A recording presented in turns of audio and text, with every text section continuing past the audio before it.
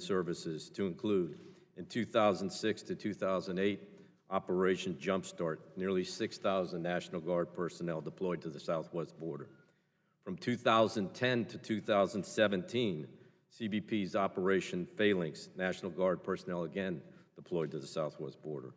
Between 2012 and 2017, DoD provided shelter for approximately 16,000 unaccompanied children for HHS on DoD installations. Since April 2018, DoD support to DHS has evolved as the border crisis continues. On April 4th, the President directed that DoD support DHS in securing the southern border. Responding to the evolving challenges of the border and a marked rise in illegal migration of approximately 36,000 migrants per month, DoD surged military support to CBP in all 9 Border Patrol sectors in all 4 southwest border states in support of CBP's Operation Guardian support. National Guard personnel have been supporting CBP with aviation, engineering, communications, vehicle maintenance, planning, and other non-law enforcement missions. This support provides badges back to the border by freeing Border Patrol agents to execute their law enforcement duties, enhancing situational awareness along the southern border of the United States. As of today, there's 1,900 National Guard personnel supporting CBP's Operation Guardian support. In October of 2018, a series of large migrant caravans, some deploying violent and dangerous tactics towards Guatemalan and Mexican authorities, approached the U.S. southern border ports of entry. At the request of CBP, in response to the magnitude of these caravans, coupled with the unprecedented and simultaneous influx of 60,000 illegal migrants per month, DoD surged support the CBP's Operation Secure Line with active duty personnel to enhance security at U.S. ports of entry. Military engineers hardened ports of entry by emplacing over 200 miles of concertina wire, barrier obstacles in and around 33 ports of entry in California, Arizona, and Texas. Provided rotary wing aviation support to expedite movement of CBP agents between ports of entry, and provided military police for force protection of CBP agents performing their federal functions. In February 2019, another caravan of approximately 2,000 migrants secured transportation in Mexico, arriving at the port of entry in Eagle Pass, Texas, within days, not weeks. DoD surged support to Eagle Pass, Texas, to assist CBP. Following this incident, DHS requested that DoD make available a contingency force, a crisis response force, including engineers, medical, force protection, to support and assist at the ports of entry along the southwest border. As of today, there's 2,600 active duty military personnel are supporting CBP's Operation Secure Line. In February 2009, facing an influx now of over 76,000 migrants and multiple caravans per month, DoD expanded its support from hardening ports of entry to enhancing the security between the ports of entry, principally by providing additional detection and monitoring capabilities. DoD was asked to provide 1,200 military personnel to man 146 CBP mobile surveillance camera system trucks between the ports of entry across the 9 sectors for southwest border states. In May of 2019, CBP's capacity to process incoming migrants was exceeded by the approximate 100,000 migrants entering the United States per month. To deal with the migrant processing challenge at the Border Patrol stations, DoD is assisting CBP by providing military drivers to transport migrants in CBP vehicles and military personnel to distribute meals and conduct welfare checks at the Border Patrol stations. DHS has also requested DoD assistance in establishing temporary detention facilities to house 7,500 single adult migrants at 6 CBP designated locations in Texas and Arizona. DoD is being asked to provide tents and some support services at these locations. The Department of Health and Human Services has also submitted a request for facilities or land to accommodate up to 5,000 unaccompanied children. On the 10th of June, the Acting Secretary of Defense approved the use of facilities at Fort Sill, Oklahoma, for HHS to shelter approximately 1,400 children. Since early 2000, the U.S. Army Corps of Engineers has worked regularly with DHS and CBP on various border barrier projects. In February of 2019, as a result of the increasing flow of illicit drugs across the southern border, DHS requested that DOD use its authority in Section 284, Title 10, U.S. Code to block drug smuggling corridors. The Acting Secretary of Defense approved this request specifically by directing the transfer of $2.5 billion into the Defense Drug Interdiction and Counter-Drug Activities account for construction of 129 miles of border barrier fencing, which will block drug smuggling corridors in California, Arizona, and Texas. The department is also assessing the use of Section 2808 authorities for military construction in support of the President's declaration of national emergency on the southern border. In summary, the Department of Defense continues to adapt its support to DHS and CBP as it responds to this evolving crisis at the border. I have visited the border on several occasions and have witnessed the tremendous efforts of our military personnel supporting and working with their DHS and CBP counterparts. Chairwoman Rice, Ranking Member Higgins, distinguished members of the committee, thank you for your continued support of the Department of Defense and the men and women of the U.S. Armed Forces. I look forward to your questions. Thank you very much, Mr. Solesis. I now recognize Major General McGuire to summarize his statement for 5 minutes. Good morning, Chairwoman Rice, Chairman Thompson, Ranking Member Higgins. Thanks to all the distinguished members of the committee for allowing me to come here today and testify before you on behalf of the 7,800 citizen soldiers and airmen of the Arizona National Guard. As you know, the National Guard of today dates its heraldry back to 1634, and the modern-day militia is funded by Congress under Title 32 authorities since 1903. The National Guard clearly is the first choice for homeland defense missions. We are forward deployed in 3,300 communities, at 2,700 different installations in 50 states, 3 territories, and the District of Columbia. Each of us serving in 3 unique statuses. First and foremost, Governor Doug Ducey can call the members of the Arizona National Guard to state active duty to support state requirements.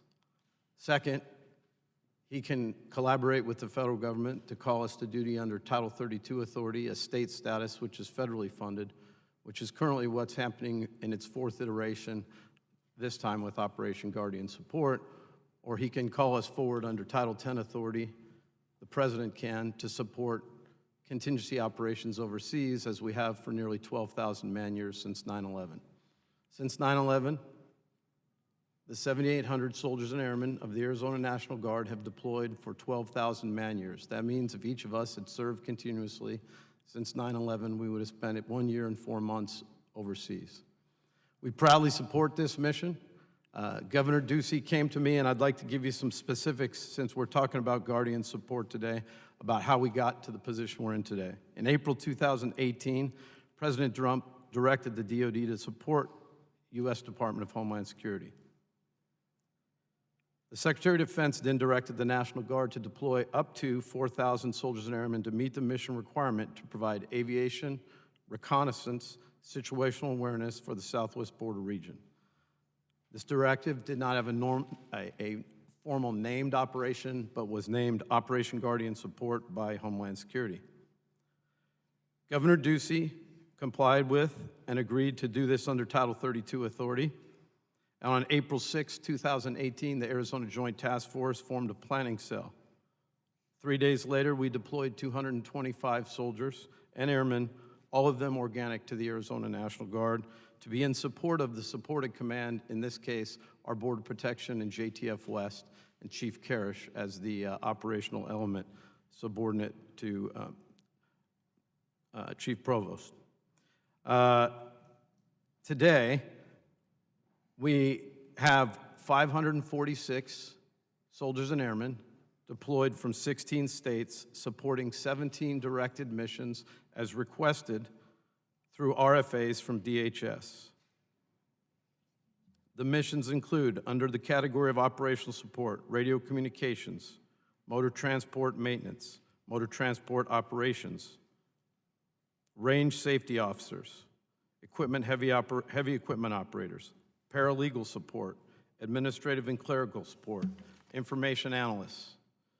Under the category of surveillance support, camera and remote camera operations, imagery and sensor maintenance, unmanned aerial sensor operators. And in the area of air support, light and medium rotary wing lift capacity and fixed wing reconnaissance capacity. The relationship between the Arizona National Guard and DHS is not new. For over 30 years, the Arizona National Guard has collaborated with the border protection agents that serve primarily in our border counties, 4 of them, on the 389 miles of border between Arizona and Mexico.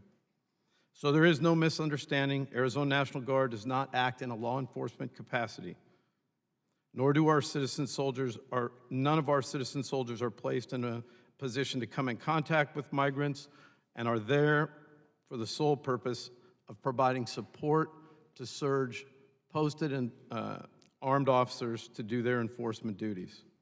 Although not constrained by the Posse Comitatus Act under Title 32 duty, law enforcement is not our directed mission, and the agreement between the governor and the president has stood since April of 2018. I yield back the balance of my time, ma'am, and I look forward to the questions of the committee. Thank you. Thank you, Major General. I thank all the witnesses for their testimony. I will remind each member that he or she will have 5 minutes to question the panel. I will now recognize myself for questions. Chief Provost, the subcommittee in planning this hearing invited the military advisor to the Secretary of Homeland Security to testify about these efforts, but we were informed that he was not ready to do so because he was newly reassigned to that position and did not feel that he could get up to speed even with 2 weeks' time. My question to you is the U.S. Border Patrol the sole entity within DHS that's coordinating these joint efforts with the Department of Defense at this time?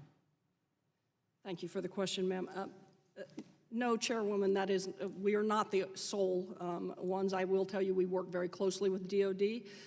We do have planners that are embedded with them because the majority of the support is supporting my men and women between the ports of entry, though as discussed earlier, a lot of work has been done within CBP as well at the ports of entry. So we are probably the main receivers of the support from the Border Patrol side of the house. My question is, when you are in need of something and you're reaching out to DOD, are you doing that directly? We have planners embedded with them, and we create from Border Patrol and from CBP, we do create the requests for assistance in conjunction, and then we work with our partners at DOD. So that is being handled by some of my personnel. And so before you make any request, are you running that up the chain through DHS and the leadership there? Yes, ma'am. And do you have conversations with anyone in the administration outside of DHS?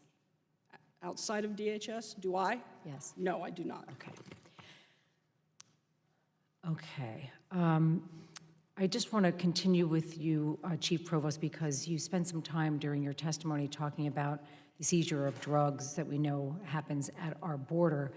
And my question to you is, has DHS conducted any assessments on the impact that DOD's planned or proposed border wall projects for areas between ports of entry might have on the volume of illegal narcotics entering the country? When it comes to the illegal narcotics coming across, there are really 2 types. There's what we know, meaning what we have seized, and then what we don't know, which is a difficult thing. And I know Congress has asked numerous times on that. The area of 2,000 miles along the southwest border with Mexico, though, is a very vast and expansive area. As I stated in my opening statement, my concerns are what's getting across that I do not know about. I do know that the cartels are taking advantage of the humanitarian crisis. The example that I gave— No, I don't mean to interrupt, but I have a limited period of time. Prior to DOD going ahead with, as Mr. Celeste has talked about, them building actual barriers at the border, did DHS conduct a study to see if they were building in the right areas and what impact that would have on the drugs that are coming across the border? Border Patrol has identified where we need barrier. We have done that through a field-driven process where my field leadership in each of their respective areas identifies, and through the Border Security Improvement Plan, we have identified those miles where we have high traffic of whether it's narcotics, illegal activity. So we had already You do done the that. so you do the assessment. Can we see that assessment that you've done? The Border Security Improvement Plan? Well, Yes, let- ma'am, like, it just has- any, it has- and any updates to that that are driving where DOD is doing their work? We have provided that to some. I will ensure that you have our Border Security Improvement Plan. Okay. In May of this year, both acting secretaries of DHS and DOD announced their intent to continue joint efforts on the southern border. The chairman of the Joint Chiefs of Staff later confirmed this by announcing that the Pentagon is working with DHS to develop what they called a multi-year plan for the border, suggesting that DOD will deploy personnel to the southern border for at least the remainder of this current administration. My question is to you, Mr. Salesis. You mentioned previous instances where there was this collaboration. That seemed primarily on a temporary basis. When you use the word multi-year, that doesn't sound so we're trying to address a crisis that's happening right now. That seems more like you're planning on embedding yourselves on the border for the long haul. So my question is, what is the status of this planning effort and what are its objectives? Chairwoman, it's actually a joint venture. We have provided military planners to DHS. We actually have provided a general officer to work with DHS and CBP to develop a longer-term plan. We know that the crisis continues, but we want to know what the future looks like and to plan for that. So there is a team that's been put together. They're developing what we would refer to as a campaign plan to make sure that we understand where all the deficiencies are and the gaps are, not just at the southern border, but within the whole immigration system, starting from what happens in Central America to what happens in the immigration process all the way to back to DOJ in that regard. Okay, thank you. Now, I know I'm out of time, but I just, Chief Provost, and I guess to you, Mr. Salesis, it seems to me that the reason why DOD has to come in is because you, as CBP and higher up the chain to DHS, have decided that you're going to take trained Border Patrol agents away from the jobs that they're trained to do and have them doing different things that independent contractors could be hired to do so that you wouldn't create the crisis and need DOD to intervene. So I just wanted to throw that out because it seems to me that, to take Border Patrol agents away from what they're trained to do and have them doing, activities that can be done by hiring independent contractors, which you've been given the money to do, seems a little short-sighted. But I don't have any time for any more questions, so I just wanted to comment on that. I now recognize the ranking member of the subcommittee, the gentleman from Louisiana, Mr. Higgins, for questions.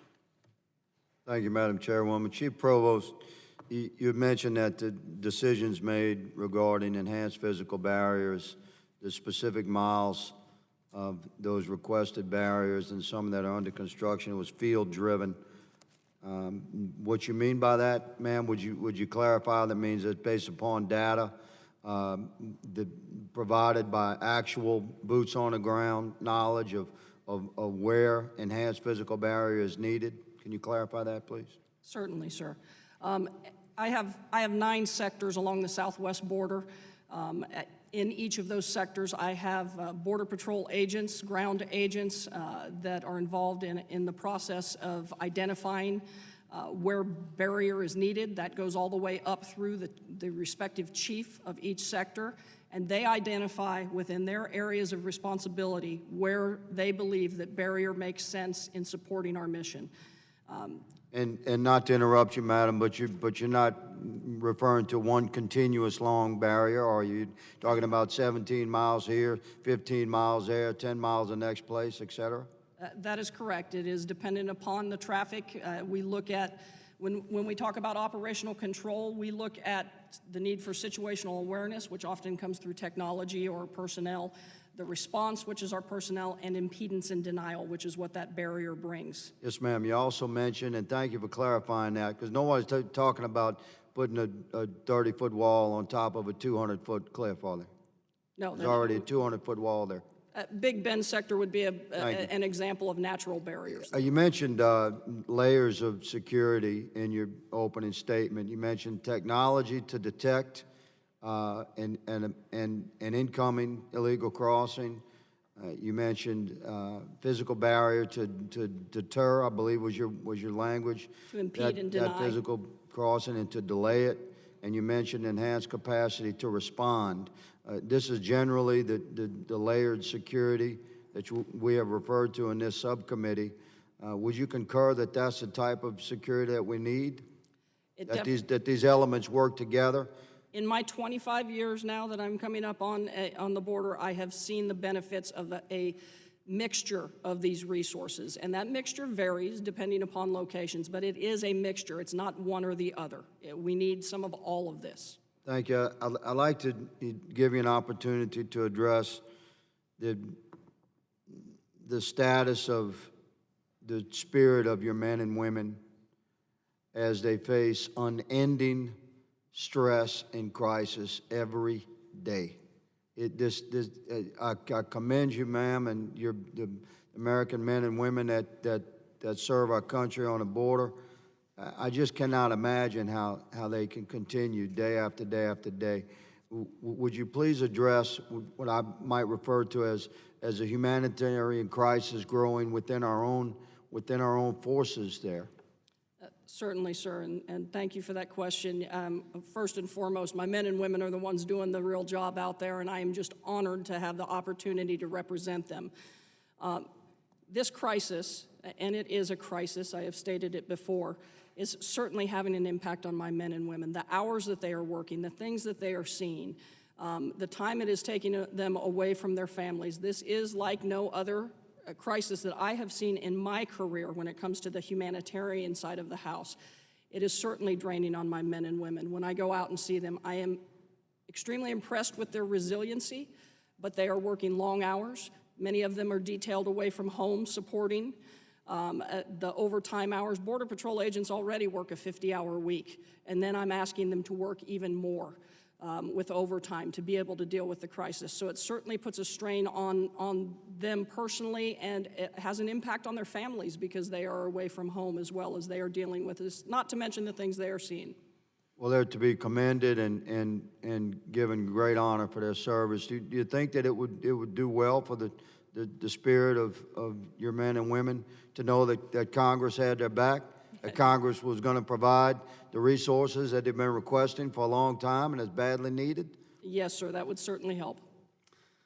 Thank you, ma'am. General McGuire, give you my remaining time, sir, 15 to 20 seconds, just to address the military readiness and if your deployment has impacted your overall mission for military preparedness, as these hours, these flight hours, et cetera, this active duty time, has it been helpful?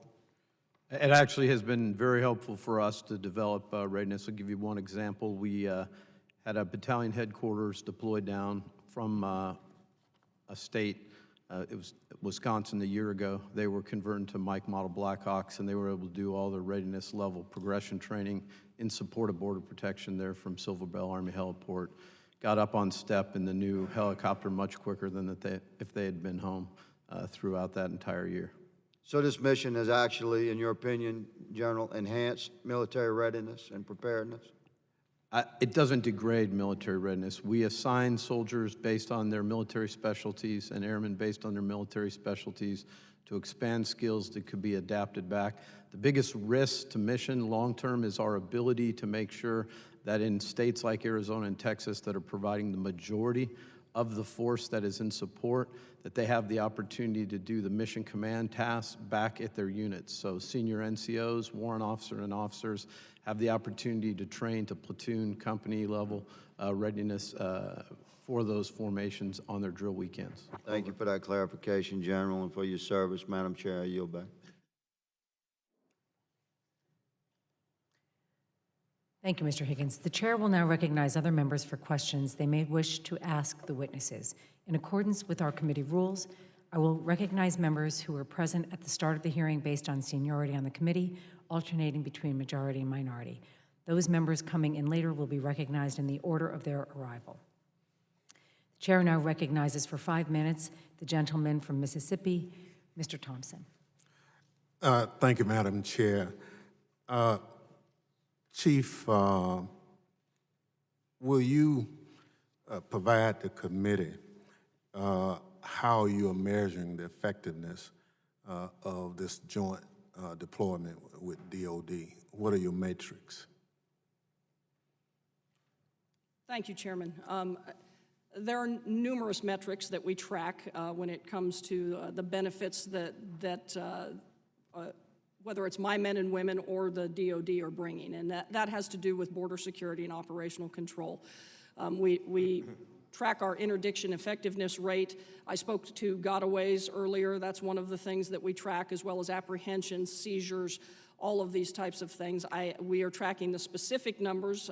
As I stated, DOD has specifically helped us with over 100,000 apprehensions, as well as drug seizures in marijuana, cocaine, and methamphetamine. That support, as my agents are being pulled away to deal with the humanitarian crisis, is key when it comes to us having situational awareness on the border, because my resources are depleted.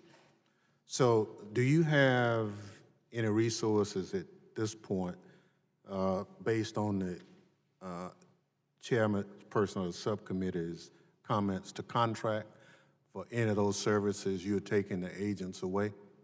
We have numerous contracts. I'll use the medical, for example. When it comes to medical care, we have expanded our contracts there. When it comes to transportation, we do have contracts. That is just not sufficient to keep up with the amount of transportation that I need. Part of that has to do with the contractor's ability to get through, get enough individuals into the area. So our most recent has been. So is it a matter you don't have money for the contracts, or is it the contractor you're using, just as you said, doesn't have the ability to find people? It's both, sir. When it comes to the amount of money that we have been spending on the humanitarian, we need more funding to support those contracts.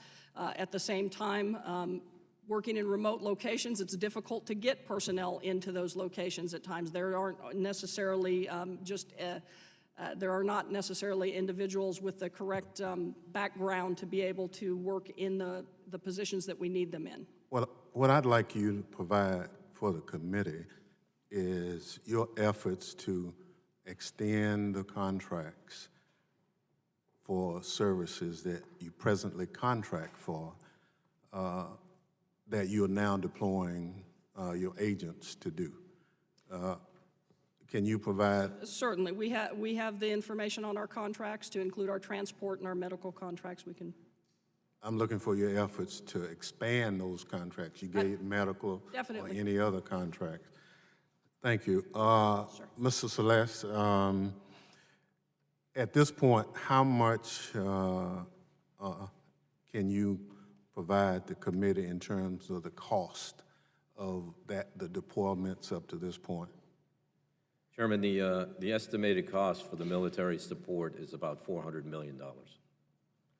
To this point? Yes, sir. Are you familiar with Section 2808? Yes, sir. Okay. So if you looked at that, have we accessed any of those funds to build a border wall? Sir, we have not. There's no decision been made at that point. The department continues to assess the use of 2808. You have any idea when the assessment will be complete? Sir, I don't.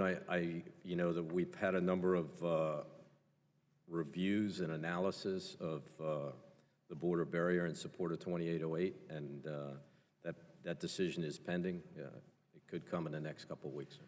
Well, the reason I ask is the deployment was predicated on a national emergency. Sir. And, you know, we've been at this a good while.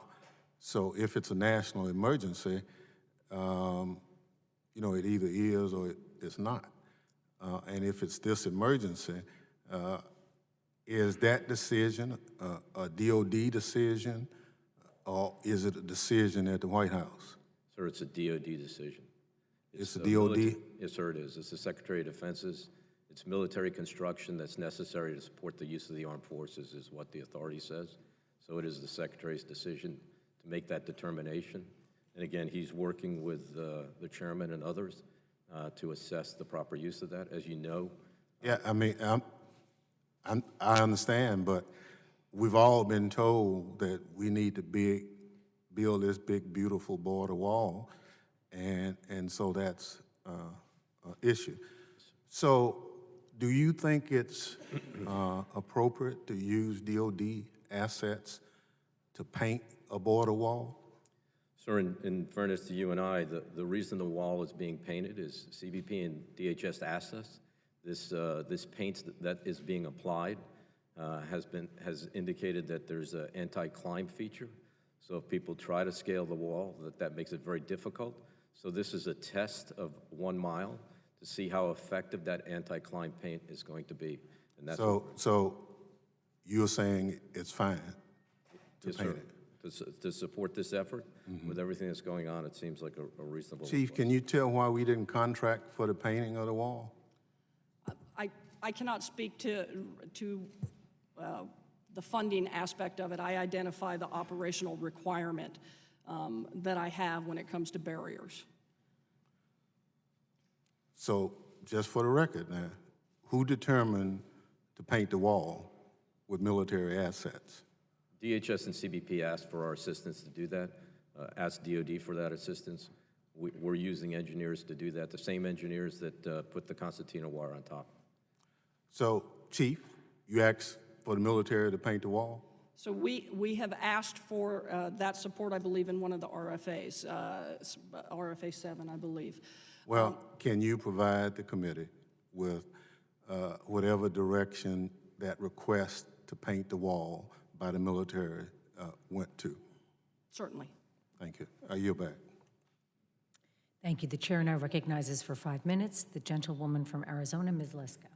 Thank you, Madam Chairman. I'm going to start by reading an article that was published 6 days ago in the Arizona Republic. The body of a 7-year-old girl was found Wednesday about 17 miles west of Lukeville in a remote desert area, U.S. Customs and Border Protection said. Officials believe the child was from India trying to cross from Mexico into the United States with a group from that country, according to the agency.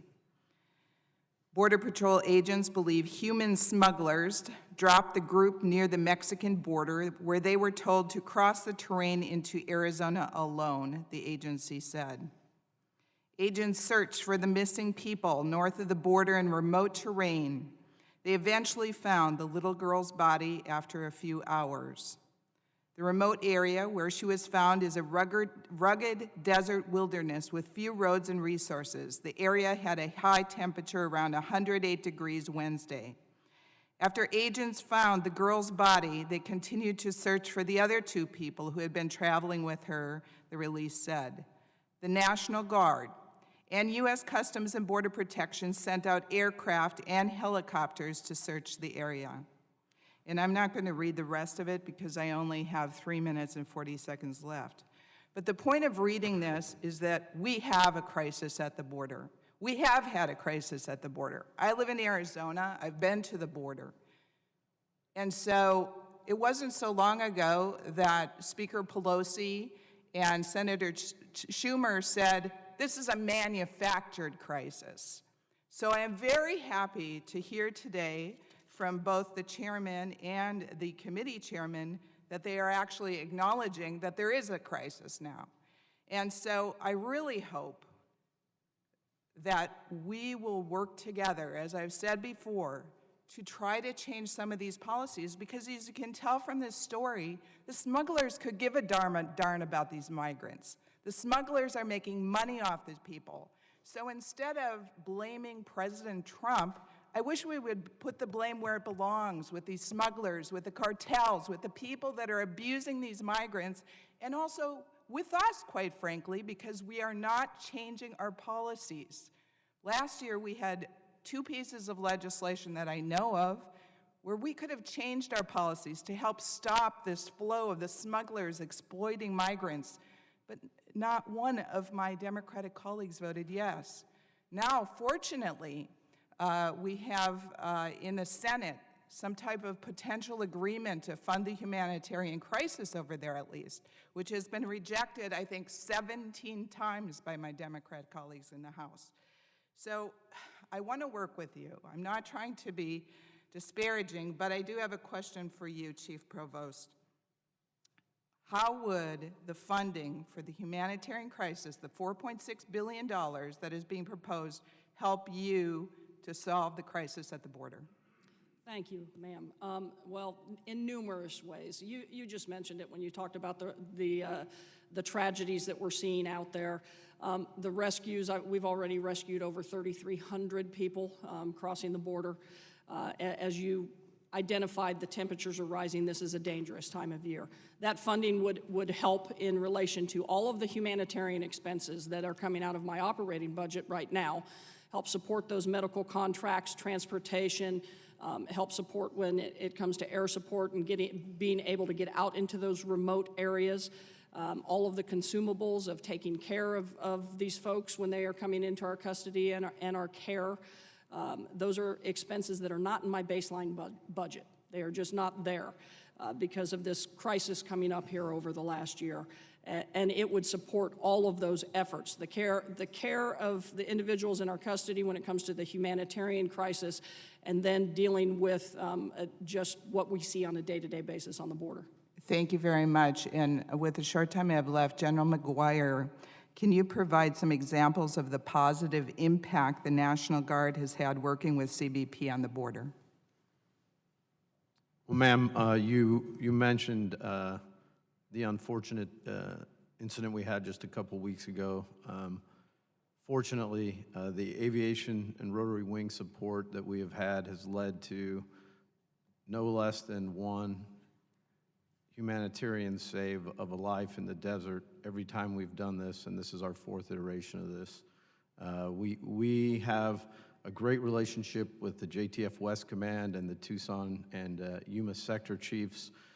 Because of the nature of us only getting involved when there's an emergent condition to answer the call, we have picked up a number of their 911 calls and been able to be in support of them. The other thing I would say that's been hugely successful is it's great for our soldiers and airmen because they get the opportunity to contribute to their local communities. We just redeployed 400 soldiers from Afghanistan a month ago. All of them had been there for 10 months, so 400 of them redeployed, 58 of them asked immediately to turn around and try to fill the 200 soldier and airman gap we have between what we presently have on the border and willing to go forward. They're motivated to help. 15% of our guardsmen serve in their civilian capacity in police and law enforcement. It's the #1 sector for our National Guard formations. So they have a strong kinship with the Border Protections and Customs, OFO, and all the groups that they work with along the border. So it's been a great opportunity for all of them. And thank you, Madam Chair. Thank you for all the men and women that work in CBP, Department of Defense, the National Guard. You guys are heroes. Thank you.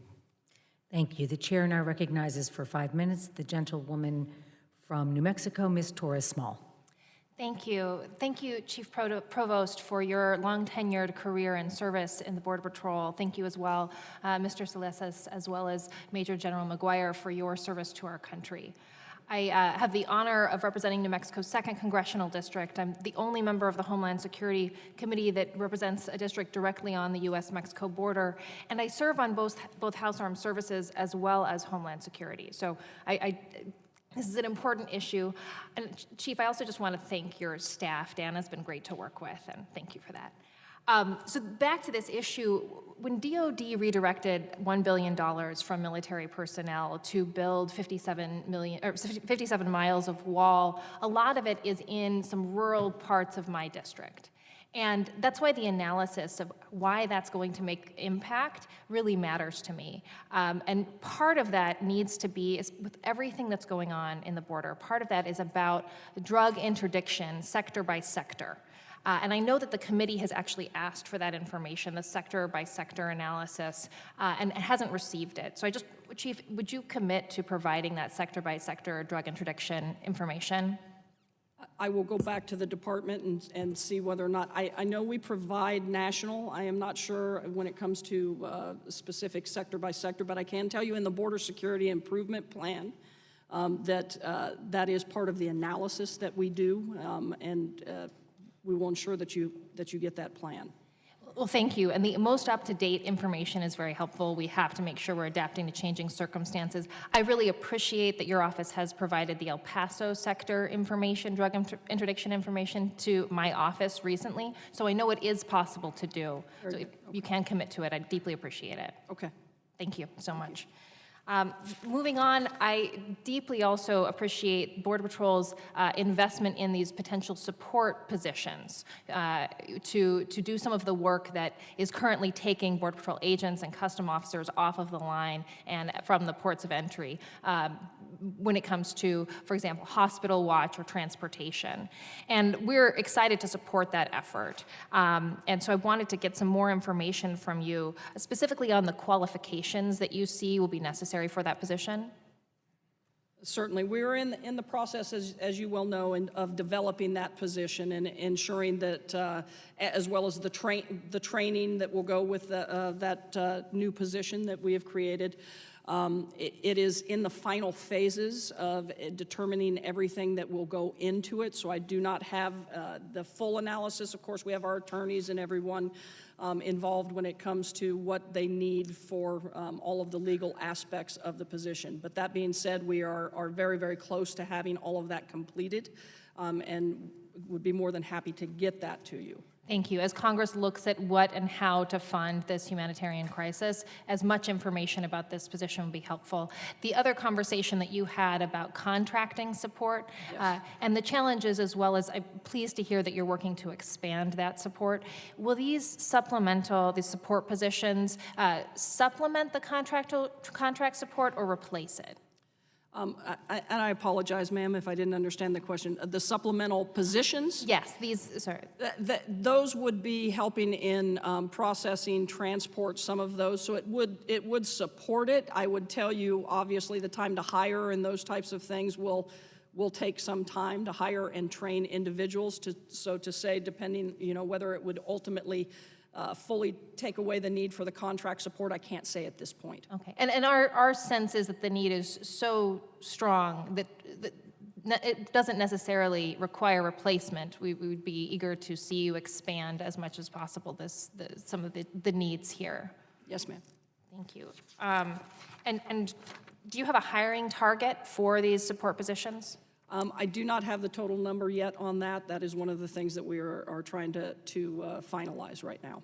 In my short remaining time, I just want to switch to military readiness as a member of House Armed Services. Mr. Salesas, how is the DoD tracking potential impacts and declines in readiness?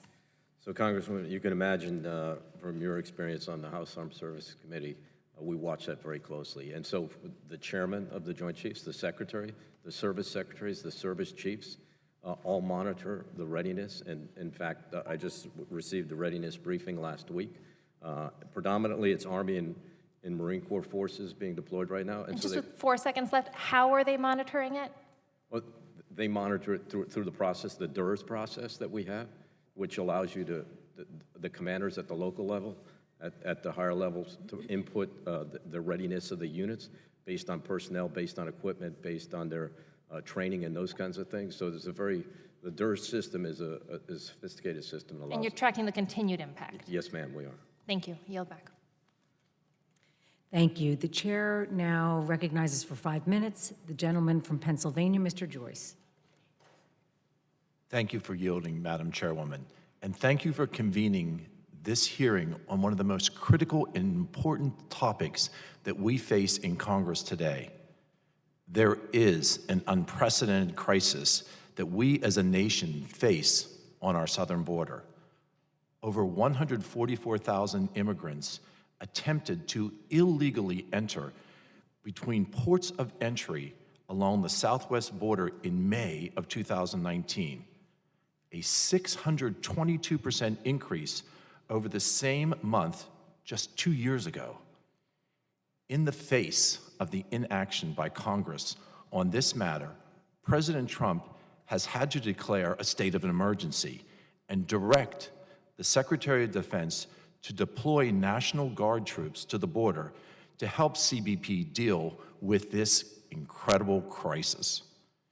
It is necessary to point out that the reason for a National Guard presence at the border, as I learned from talking to Border Patrol agents in Arizona just a month ago, is that we currently are overwhelmed at Border Patrol. And we are overwhelmed because my colleagues across the aisle refuse to take up the necessary legislation to fix the loopholes in our asylum system. And because of the refusal to allocate the necessary $4.5 billion in emergency aid that the Department of Homeland Security has asked for in order to feed and shelter the families and unaccompanied children. In fact, they blocked legislation that would do so 15 times in the last month alone. The unwillingness of Congress to solve this problem prompted me and 4 members, colleagues from the Pennsylvania delegation, to ask our governor to send Pennsylvania National Guard to the southern border. Unfortunately, the governor called this a stunt, and he called the crisis on our southern border hyperbole. So today, I intend to find out from you, our experts, whether the governor's assessment of the situation is correct, or whether more National Guard troops are needed and could be effective at our border. Chief Provost, I understand multiple states have sent National Guard troops and assets to assist with the Operation Guardian Support mission. Today's statements indicate that there are currently 546 soldiers and airmen deployed out of the necessary 764 that are authorized in positions. If the state of Pennsylvania tomorrow offered you additional National Guard forces, would you be able to make use from them, and would you be able to better secure and protect our southern border? Thank you, sir. Certainly. As I stated in my opening statement, the support from the Guard and DOD has been invaluable, particularly as my resources have been diverted away. 40 to 60% of my resources being diverted. It concerns me about border security. We're dealing with a humanitarian crisis, but that is negatively impacting our ability to secure the border, and border security is national security. Additionally, Chief Provost, do you think that describing the current situation at our southern border as a hyperbole, do you feel that is correct? No, I would disagree wholeheartedly with that. This crisis, as I said before, is like nothing I've seen in my 25 years. It truly is a crisis. I've been saying that since at least February to Congress when I testified back then. And we need your support. We need the funding as well that you have mentioned to support throughout DHS, not just for the Border Patrol, because when my partners don't have the funding they need, it negatively impacts my operations as well. Because I'm the only one. The Border Patrol is the only one who can't say no. When these folks are coming in, they end up in our custody and our care, and we can't say no. So I need funding as well for my other partners along the way, ICE, HHS, to be able to do their portion of this, all the way through DOJ. Thank you, Chief Provost. Thank you for addressing the real crisis that you and your team face. Madam Chairwoman, I yield. Thank you. The chair now recognizes for 5 minutes the gentleman from California, Mr. Correa. Thank you very much, Madam Chair, and I want to thank our witnesses, Chief Provost, for being here today. I do a lot of good work with your folks out in Orange County as well as at the border, San Ysidro. Secretary of Defense also, thank you very much, and General McCure. I want to thank all of you for your service to our country. You're absolutely right, Chief. We do have a crisis, unprecedented. I think it's one not just in our part of the world, but Central America. We have, 2 million refugees, Venezuelans spread around Central America. And when you see this, when you see violence, you see people doing what they need to do, which is flee for their lives. So this is a challenge for all of us. Chief, President Trump on June the 8th praised Mexico for a huge deal on immigration. And he says, and this is New York Post, June the 8th, Mexico agrees to keep Central American migrants seeking asylum in the U.S. on the Mexican side of the border until their cases are decided. Tell me how this will affect your job or how we're going to implement this new immigration policy. The program that you are discussing, Congressman, is a program that we have been working with the government of Mexico on certain individuals. Before June the 8th? Yes, sir. How long have you, so was it a big deal on June the 8th, or was it a deal that had already been on the works? The government of Mexico has agreed to expand that operation. We had been doing it with California. How are they as well as El expanding it? Paso. Accepting more individuals back to wait for their hearings. So how many were they accepting, and how much are they expanding? There wasn't a set number per se, but we had started it in California and in the El Paso If you don't, area. and I'm not trying to be argumentative with you, I'd love to talk to you about this offline. Certainly. But I'm trying to figure out, as this program expands in this humanitarian crisis in terms of these refugees being now housed, if I should say, on the Mexican side, how is that going to address our resource allocation north and maybe in the southern border to make sure we do the right thing when it comes to a humanitarian crisis? Well, we work very closely with the government of Mexico when it comes to Do you have any those that we specifics do- on that, though? Are you asking for numbers, or are you asking Specific, for, yeah. Do we have any thoughts of how we're going to implement this expanded plan? Yes, we have coordinated with the government of Mexico. It's dependent upon them having the ability to take a certain number each day. We have already expanded that number. It does vary from day to day because it is dependent Let on me shift you real quick. I've got 2 minutes, unfortunately. Secretary Kelly, when as head of Homeland Security, he was in this committee, and I asked him a question, in my words, his answer, we talked about border security. He said, it's not about border security, it's about regional security and coordinating with our allies around the world, and he considered Mexico as one of our allies. And you mentioned your issue is you don't know, you're concerned about the things you don't know. So my question to you would be, are you coordinating with the Mexican authorities to identify, and are you in coordination from Mexico and maybe Colombia on the issues of immigration and possible drugs? So we have coordinated with Mexico for years, and we work very closely with our partners in Mexico. We also have individuals stationed. So we're not going at this worldwide. alone. We're not going at this alone. And we have individuals stationed worldwide in various countries specific to immigration issues, drug trafficking, and the such, working closely with various governments.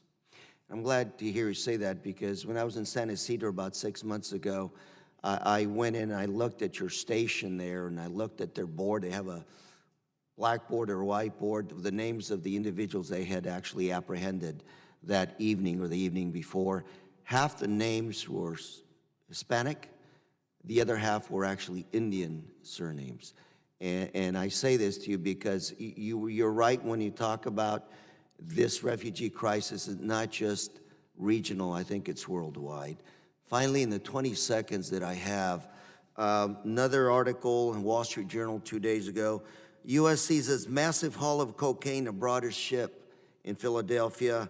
This is the latest in a series of large cocaine busts along the East Coast. You mentioned some numbers on drug seizures. How would you compare the drug seizures along the border inland versus those at sea? Well, it would be difficult. I don't want to speak for my partners at the port. Because I've talked to the Coast Guard, my subcommittee addresses, and they told me the seizures off their coasts are record-breaking as well. I would say that we are having a lot of seizures everywhere, sir. Thank you very much, and look forward to talking to you offline a little bit more. I yield. Thank you. The chair now recognizes for 5 minutes the gentleman from Mississippi, Mr. Guest. Thank you, Madam Chairman. To all of our witnesses, first I want to thank you for your service to our country. I want to thank you for what you're doing as you are attempting to manage what is a very difficult situation along our southwest border.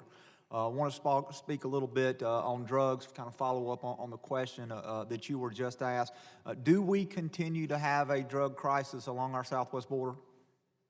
And that would be to each witness. Would you agree, would each witness agree that we currently have a drug crisis along our southwest border? Yes, I would agree. And General, I think you addressed that in your report that, or your written testimony that you gave. You state that through FY 2019, with the National Guard support, CBP has over 26,500 apprehensions, 18,000 pounds of marijuana, methamphetamines, and fentanyl have been seized. Could you expand on that just a little bit, please, sir?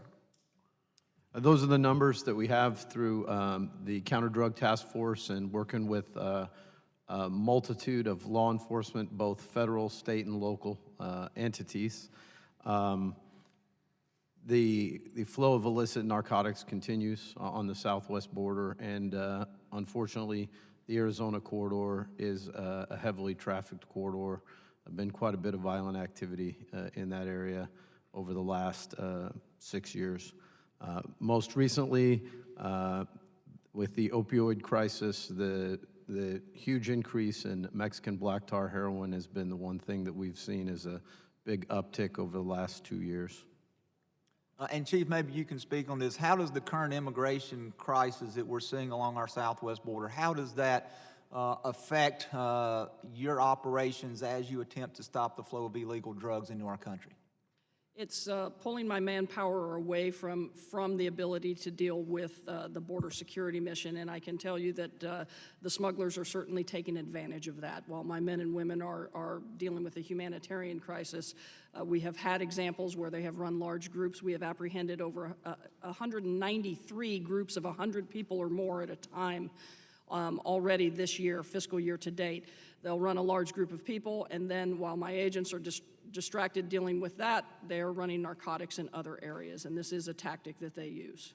And so because of lack of manpower to basically perform both missions simultaneously, the drug cartels are using the human trafficking and the immigration as a way to distract, to tie up your manpower, your resources, and then at the same time, they are using that as an attempt or an ability to smuggle illegal drugs in our country. Would that be correct? That is correct. And you're saying that the drug cartels and drug organizations in Central and South America are aware of this problem, and they are using this problem as a way to continue to get illegal drugs into our country? Yes, they are.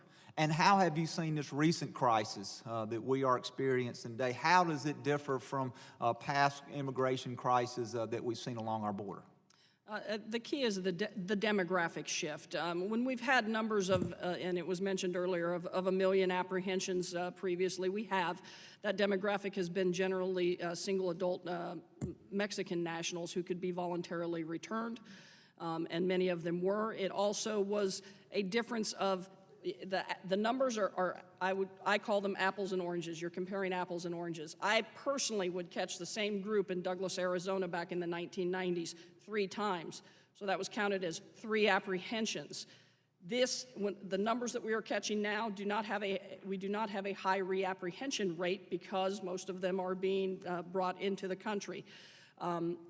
So the demographic has changed. It takes a lot more for my manpower to process these individuals. And then there's the humanitarian care issues that we are dealing with too, and the time that it takes to deal with that. 76 trips to the hospital a day with individuals that we are apprehending. And Chief, just very quickly before my time is up, if additional funding was appropriated by Congress, could you use additional manpower along our southwest border to prevent illegal drugs from flowing into our country? Most definitely.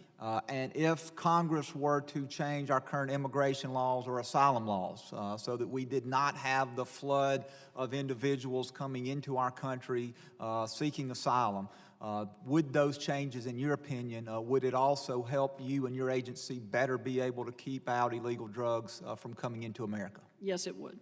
Thank you, Madam Chairman. I yield back. Thank you. The chair now recognizes for 5 minutes the gentleman from California, Mr. Peters. Thank you, Madam Chair, and Ranking Member Higgins for allowing me to join the subcommittee today.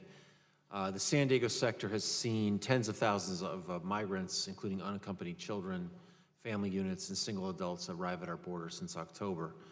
The city, the county of San Diego, the state of California, and many local organizations and volunteers have stepped in to take care of the migrants entering the community. I'm certainly grateful for their dedication and hard work.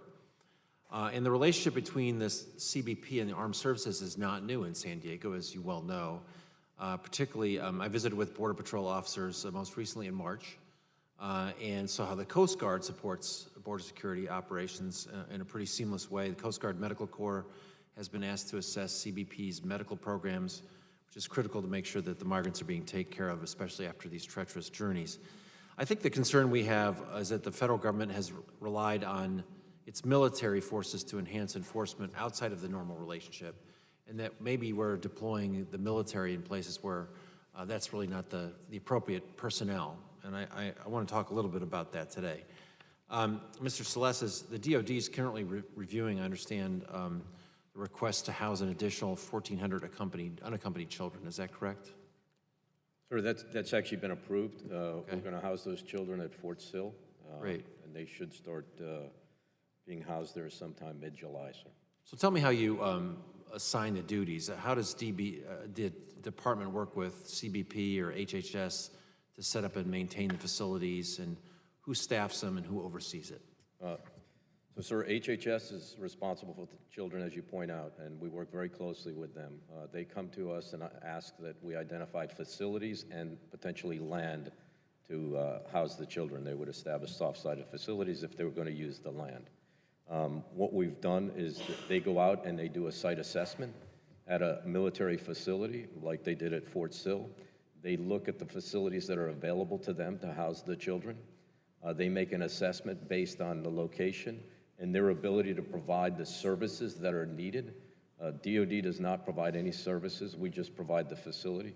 They provide the care to the children, and that's the way that it unfolds.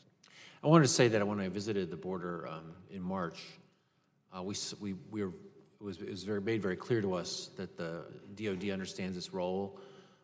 They were providing logistic support and reconnaissance, and I guess that's within their scope of their expertise. But the other thing we heard, Chief Provost, was that there were authorized positions in CBP that you couldn't fill. So I understand that there must be some obstacles to getting people hired. Can you tell me what those are? Well, certainly, there's a lot of competition in the law enforcement world in general right now when it comes to hiring. That being said, last year was the first year we made progress. We hired more people than we lost, and we are on track to do that again this year. But I certainly need many, many more resources. We have expanded our recruitment program. We are seeing more individuals come into the pipeline, as we would call it. My academy is currently full, which is a good sign. First time it's been in a few years. All of the classes are full through the fiscal year. So I am happy to see those kinds of numbers coming in. But it does take time to hire for federal law enforcement, and particularly into CBP through the process. We have expedited the process, the hiring process, and taken several steps in that area as well. It'd be my preference. I suspect that most of my colleagues would like to see CBP doing the CBP jobs and for you to hire up so that the military could go back to more characteristically military functions rather than border staffing. But the other side of that is this processing coordinator, which is a new role too for CBP. You may have touched on this with Ms. Torres-Small, but are the qualifications going to be different from typical agents for that kind of position? It is a lesser qualification, and Ms. Torres-Small did ask about it. We are in the process of finalizing exactly what that position will be like, the training that is involved, but the duties will be to be able, the position is there so that I can put my Border Patrol agents back doing their main job. And what would be the expectation about the processing coordinator developing relationships with local organizations that are providing these kinds of humanitarian services? I cannot say at this time in relation to working with them. I know, we work very closely with several non-governmental organizations across the southwest border. And I've run out of time, but I just ask you to look at that because a lot of people are on the ground responding to the Trump administration's change of policy back in October. I think we can learn a lot from each other, and I look forward to that. I yield back. Thank you, Madam Chair. Thank you. The chair now recognizes for 5 minutes the gentlewoman from Texas, Ms. Jackson Lee. I'd like to thank the chairwoman for her courtesies extended, and I want to thank the ranking member for his. And also let me thank all of the witnesses that are here today for their service to the nation. This is a committee that I've served on before, in the midst of, however, the heinous and terrorist act of 9/11, as this whole department was being created. So there's a long standing relationship with both the Homeland Security Department, its creation, the broadness of its jurisdiction, and then, of course, the committee that has oversight. And I would say that though we have certainly had common interests with the Department of Defense, this is an issue of the utilization of the Defense Department has always been of concern. So let me first of all ask to General McGuire, how many troops are there on the border now? We currently have 564 Arizona soldiers and airmen deployed, and our 546. We have a resource allocation and could be up to 764 in Arizona. The total number between Arizona and Texas operating under gubernatorial authority, I think, is just over 2,000. So these are National Guard? All of the forces that are subordinate to Governor Ducey and myself are National Guardsmen. There are additional Title X active component. Mr. Sales has mentioned primarily Marine Corps and Army folks. Don't have those specific numbers. Are they in the hundreds? You're saying there's over 2,000 military personnel? If it's helpful, I can answer those questions. Yes. Yes, ma'am. So there's 2,700 active duty military members deployed in support of CBP. They're deployed in all 9 sectors in all 4 border states. And as General McGuire pointed out, there's roughly 2,000 National Guard personnel deployed. The predominance of the National Guard folks are deployed, military members are deployed in Texas and Arizona. There are a small number in California and New Mexico. All right, so the larger numbers are in Arizona and Texas. Who is defining on a day-to-day basis the role that the military plays? So first, there's a leadership directive from Washington, I assume. Who's doing that, but who's giving them assignments day to day? The assignments that are happening day to day are done at the operational level. We receive requests, the Department of Defense receives requests from the Department of Homeland Security for the specific requirements that they would like us to assist with, whether that's helicopters or mobile surveillance camera operators, the type of military support that we're providing right now. That's approved by the Defense Department, by the Secretary of Defense, and then the operational commanders below that, in this case, Northern Command for the active component, and the individual tags like General McGuire, who's managing the National Guard for Arizona, and the tag from Texas is managed. Thank you. My time is short, so let me, I appreciate it. Chief, let me ask you questions very quickly. People are appalled, and we will be providing as much money. I want to put on the record, it shouldn't be a Republican or Democratic matter, but the conditions of the border are compounded by the administration's rules and policies and precipitous announcements. Tell me, have you gotten a more credible health structure? When I was there, Coast Guard were working off of a table with some chairs as it relates to health care. And then have you improved the conditions that women and children are living in, particularly those who manage to get across the border? I know there are conditions on the other side of the border with Mexico, but the conditions and the visuals are dastardly, and children shouldn't be treated that way. So if you can answer that, and then the second component is, what participation will you have if the president goes ahead with, again, a thoughtless proposal of deporting 1 million people next week. What role will you have, Chief? If I may address that first and foremost, the role of interior enforcement is Immigration and Customs I Enforcement. know it is, but they have to cross the border. So you all are at the border. So If they're not flying, they're crossing the border. I understand that. I do not have a role in relation to So you have the not heard from them deportations. on the policy as to what you all will be doing? That is not something that within CBP That CBP. you have heard that you would be participating in? You have not heard it? I have not heard that. All right, then could you go on the... To address the issues, and you point out very relevant concerns that we all have. My facilities were never built to house this demographic. They were built in the 80s and 90s, mainly focused on housing single adults. And once again, CBP does not do detention. It's my goal to get everybody out of my custody and care as quickly as possible. This is why Health and Human Services, when it comes to unaccompanied children, needs the beds to be able to take them into their care. And when it comes to single adults, I need ICE to have funding. The family units, we are processing and removing and releasing as quickly as we possibly can. That being said, we have added some soft-sided structures to expand. We have added shower trailers, things like that, all of the consumables for humanitarian care. This is part of the reason that I need funding to help deal with this humanitarian crisis. So and on the medical, we have expanded the contract. We have a medical contract. We have expanded that. We are continuing to try to expand that further. My facilities are restricted somewhat in relation to what I have available for them to work in, but we are trying to do the best that we can with what we have. Well, the disaster supplemental is being worked on. You're absolutely not right. We should, in a bipartisan manner, nonpartisan manner, get you the dollars that you need to deal with the population that you have. You're not establishing the policy. So I hope that we can work together to get that done. Thank you, Madam Chair, very much.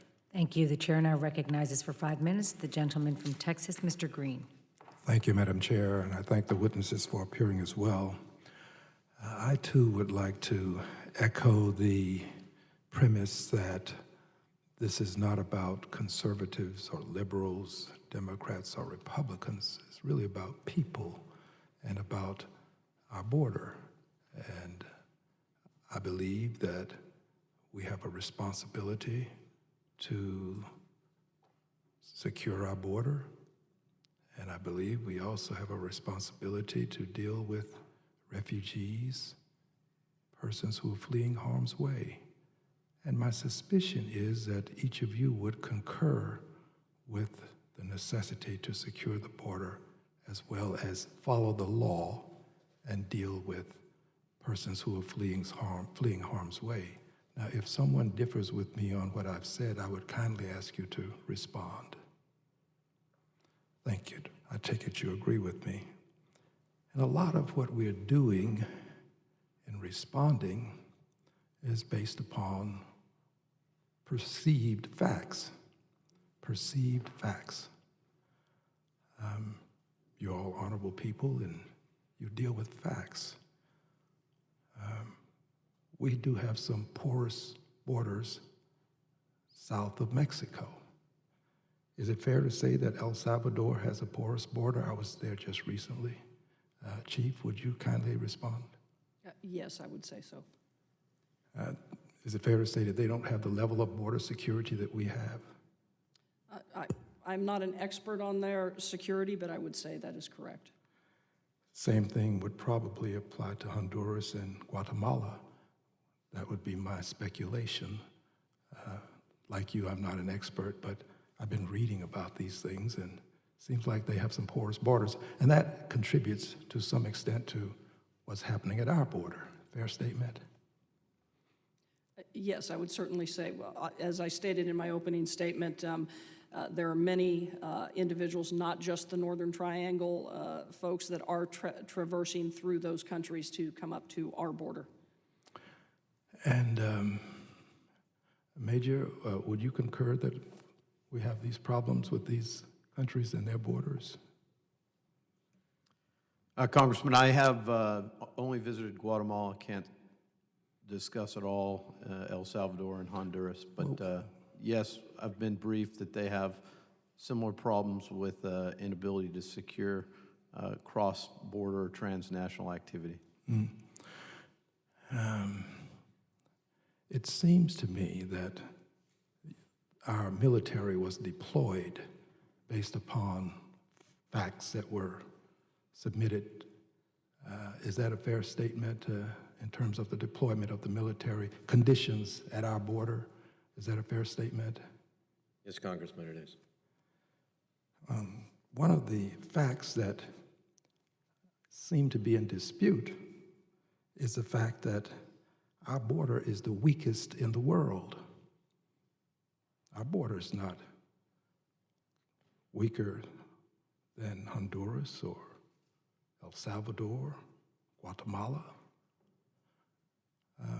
We have a border that we want to secure, but I think we should acknowledge that it's not the weakest in the world. If you think our border is the weakest in the world, please speak up.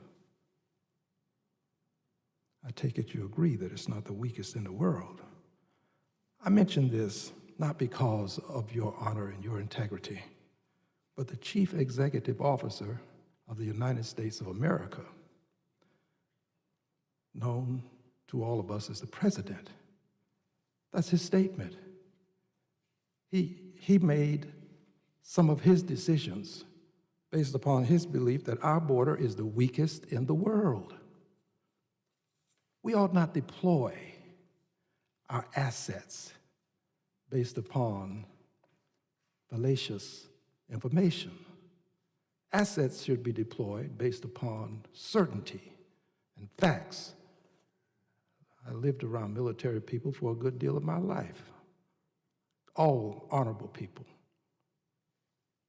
This was not a fair statement to be utilized to deploy our assets, the weakest in the world. We don't have the weakest border in the world. I do believe that there are some things we can do, but we ought not fabricate stories to deploy assets. I yield back the balance of my time.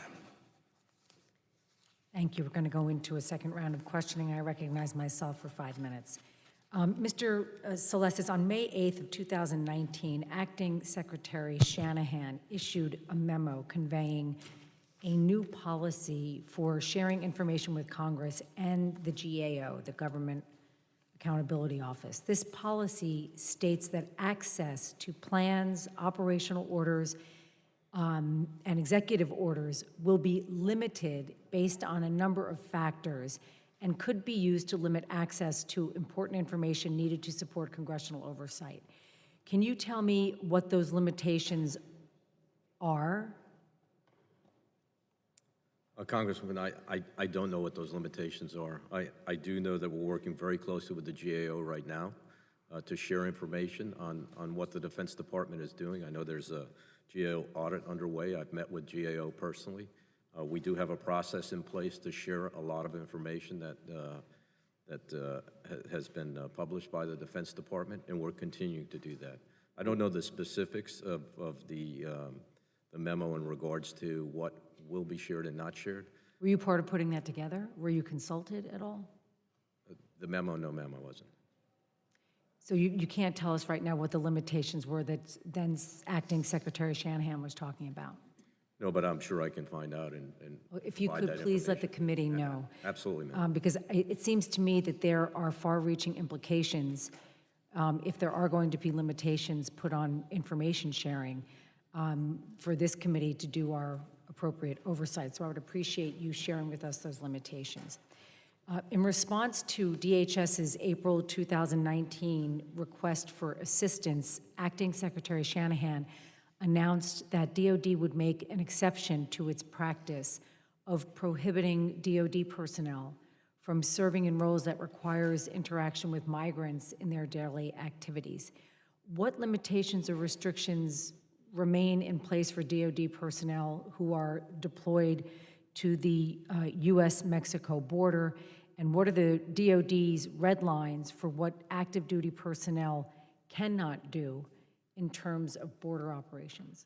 Specifically, as it relates to that request, that was the request for the drivers.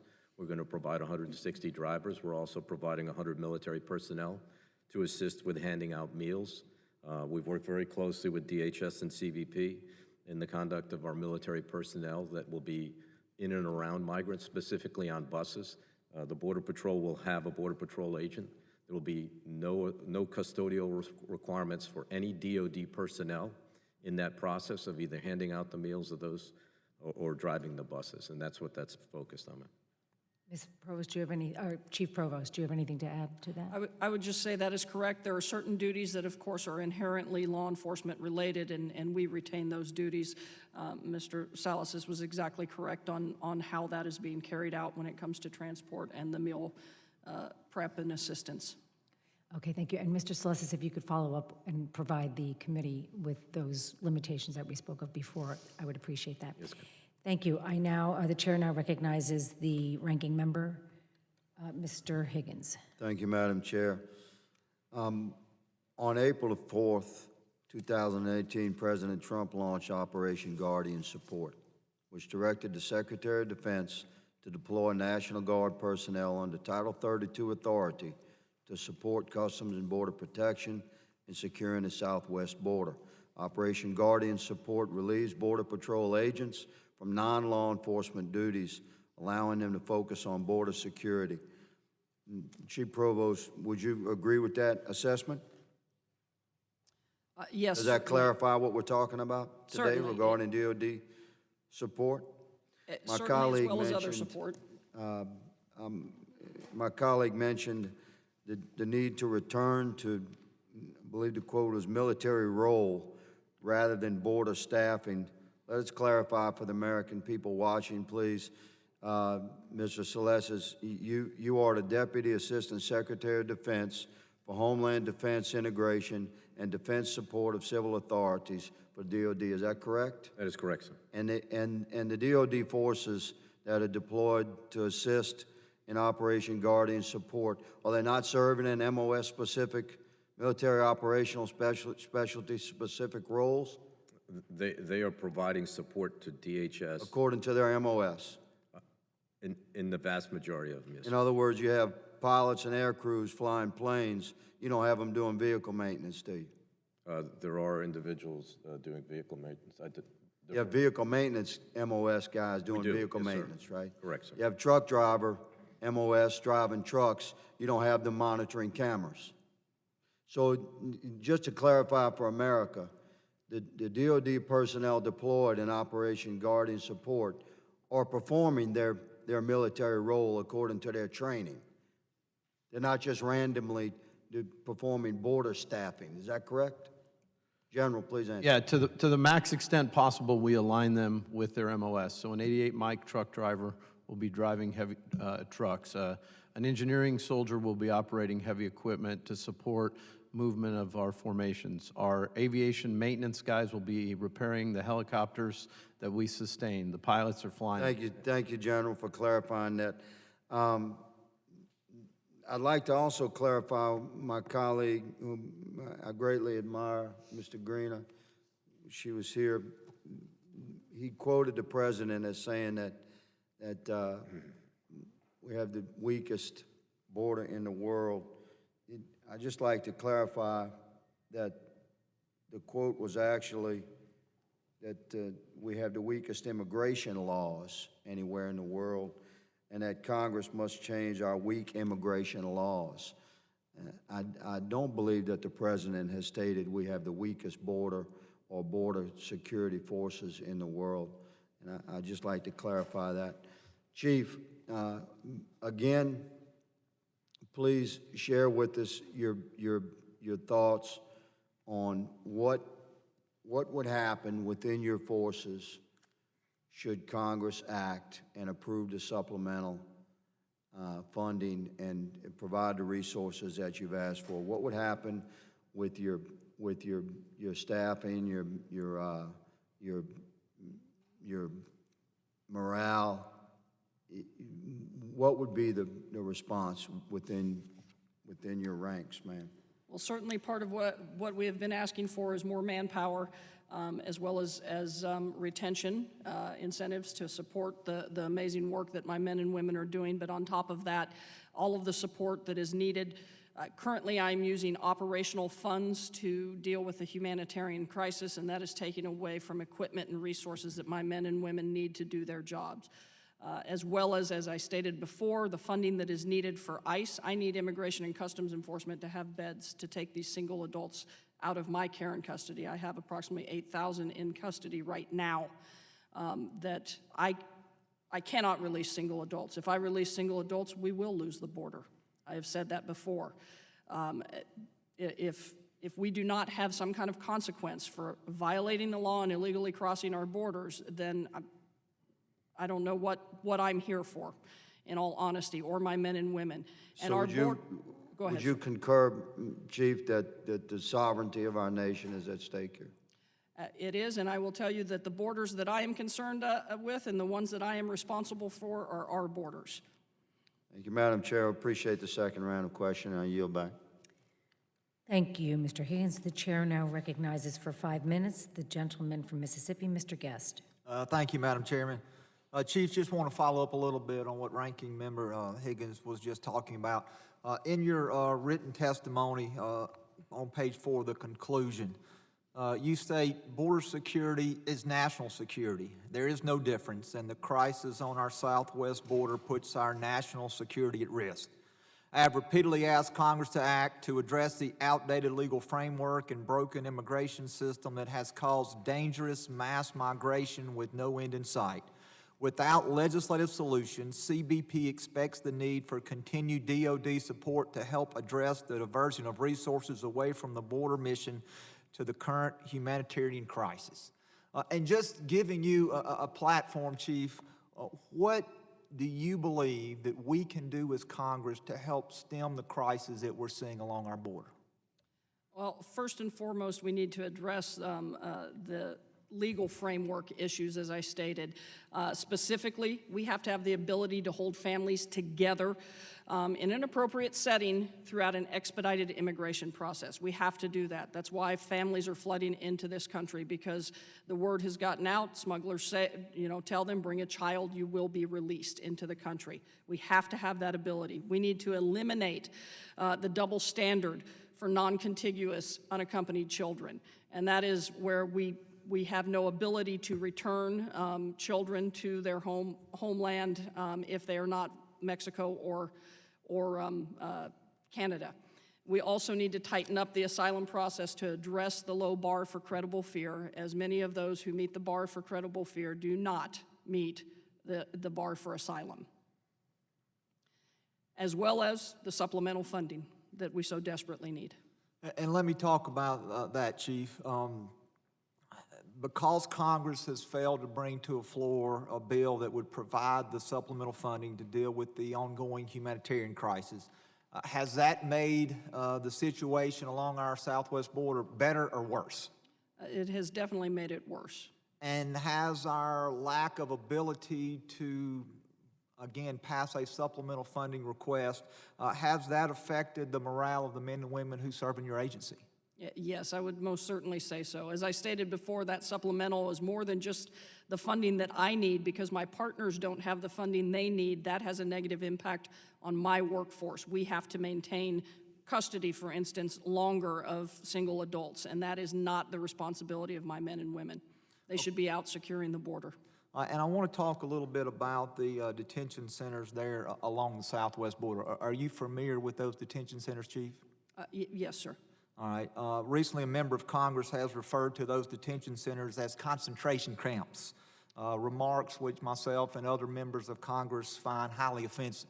Would you care to comment on that matter, particularly in light of the fact that you and the administration has repeatedly requested supplemental funding so that we can better, in a more humanitarian fashion, house individuals? Congress refuses to act upon that, and yet we continue, as certain members of Congress continue to criticize what you are doing with the limited resources that you have. So in the last minute or so of my time, would you care to comment on those remarks? I personally find them offensive. My men and women, as well as the men and women in ICE, are doing the best that they can with the limited resources that they have. I'm calling agents who are bringing toys in for children and buying them with their personal money. Agents are bringing in clothes. They're feeding babies. They are going above and beyond day in and day out to try to care for these individuals to the best of their ability. And this is not what they were trained or what they signed up for to do. So I am extremely offended by those comments. Well, Chief, again, I want to personally thank you and the men and women that serve under your leadership for the way that y'all are handling this very difficult crisis. And I want you to know that there are members of Congress who will work to try to see that you have the resources that you so vitally deserve. Thank you, Madam Chairman. I yield back. Thank you. And I too want to thank all the witnesses for their valuable testimony and the members for their questions. The members of the committee may have additional questions for the witnesses, and we ask that you respond expeditiously in writing to those questions. Without objection, the committee record shall be kept open for 10 days. Hearing no further business, the committee stands adjourned.